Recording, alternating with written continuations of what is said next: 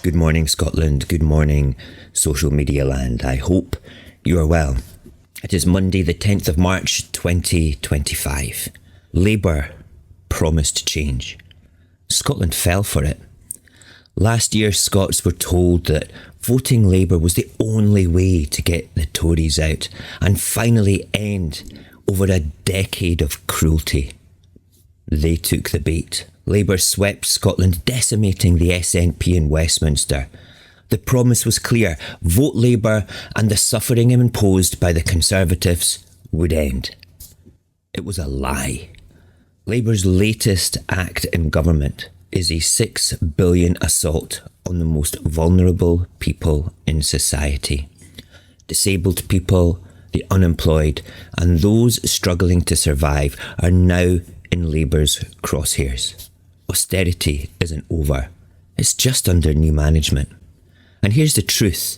There is no excuse anymore. Scots should know better by now. The Union is cruel by design. Labour and the Tories are two sides of the same Westminster coin, where the rich and the powerful are protected and the people are left to suffer. This is not an accident. Westminster parties have always served their donors before serving the people of Scotland. Labour's betrayal should be the final wake-up call for us. £5 billion is coming directly from the personal independence payment. PIP is not a work-related benefit. It's a lifeline for disabled people to cover the additional costs of their conditions. Labour is ripping that lifeline away. In Scotland, we are lucky because we have our own version of PIP, but I'm still unsure whether or not, through the Barnett formula, that will be affected or not. PIP payments will be frozen, meaning as inflation rises, disabled people will be left with less support year after year. Universal credit will be restructured to punish those who cannot work. The basic rate for job seekers allowance will rise, but those deemed unfit for work will have their payments cut. Rachel Reeves defends this cruelty with the same rhetoric the Tories used. The excuse? Public finances must be on a sustainable path. Liz Kendall, the Work and Pension Secretary, openly insulted benefit claimants, saying that they are people who shouldn't be on benefits. They are taking the mickey. This is Tory language, Tory policy, Tory cruelty, just delivered by Labour. Labour promised to fix a broken system. Instead, they are making it even worse. But let's be clear, this isn't new. The Tories did it first. Under Conservative austerity, they justified welfare cuts by claiming they needed to reduce the deficit. Labour's excuse? They need to get public finances on a sustainable path. The Tories abolished disability living allowance and replaced it with PIP, making it harder to claim. Labour is freezing PIP and making it harder to claim even more. The Tories cut universal credit payments and introduced sanctions. Labour is cutting payments to those who are unfit for work. The Tories called claimants benefit scroungers and shirkers. Labour says people are taking the mickey. Tory policies led to record levels in food bank use and child poverty. Labour's cuts will push even more disabled people into poverty. This is not a new government. This is the same Westminster cruelty that just under a red banner instead of a blue one. Scotland didn't vote Tory austerity in government, but we got it anyway, because that's what the Union is. Now, the SNP are not perfect, but let's deal with facts.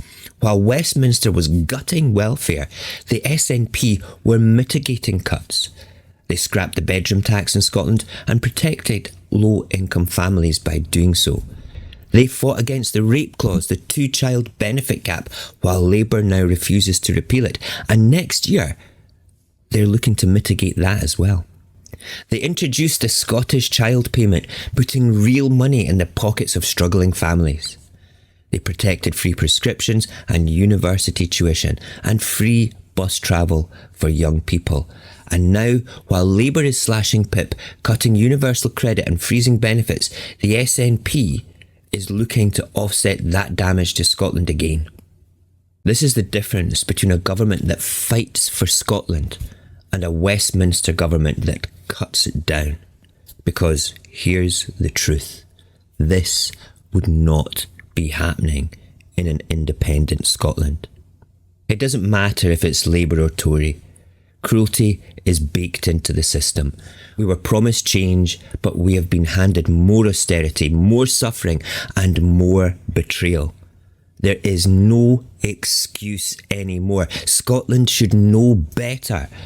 An independent Scotland would have full control of its wealth, its economy, and its welfare.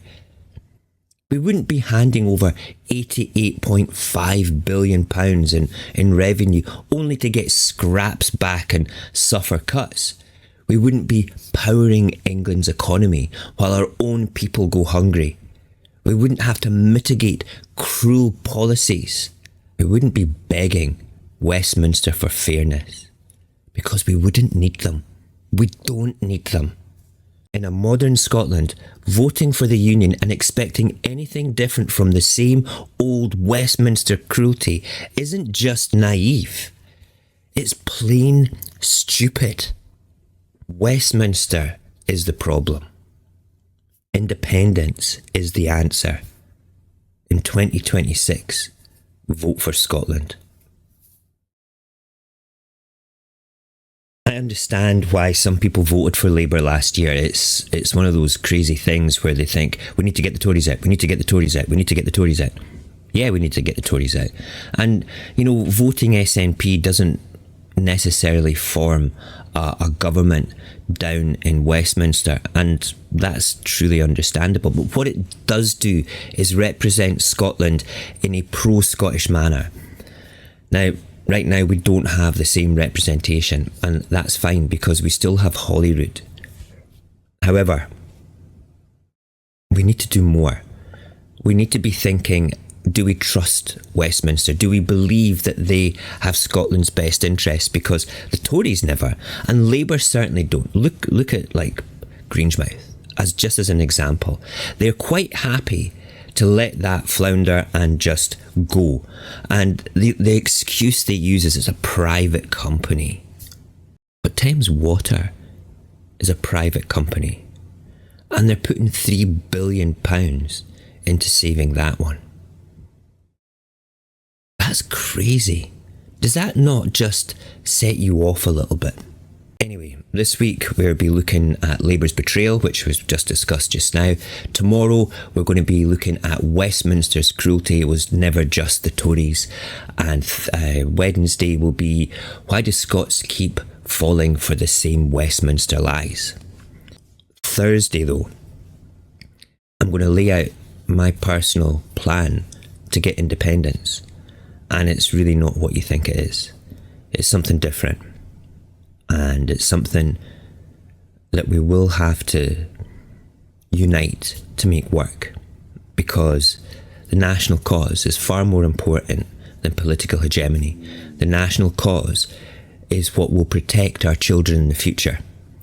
The national cause will put us on the world stage as an example of a small country that can deliver a massive punch.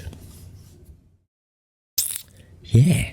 So come and join us tomorrow, Wednesday, and especially Thursday, and then for the live on Friday night, where we will be looking at that path to independence in a little bit more detail, and I'll take questions from the side chat as well about that. Okay, have a great Monday.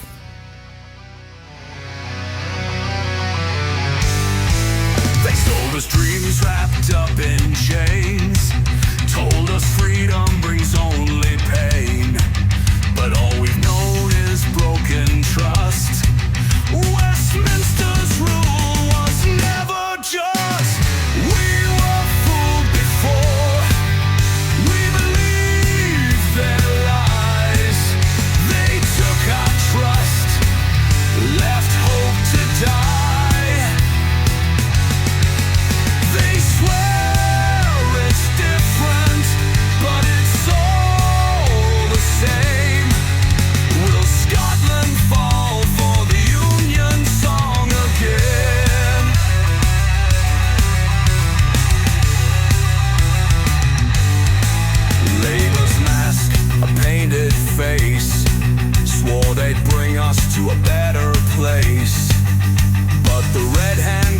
just the same. Another master, same old chain. We were fooled before. We believed their lies. They took our trust, left hope to die. They swear it's different, but it's all the same. Will Scotland fall for the Union song again?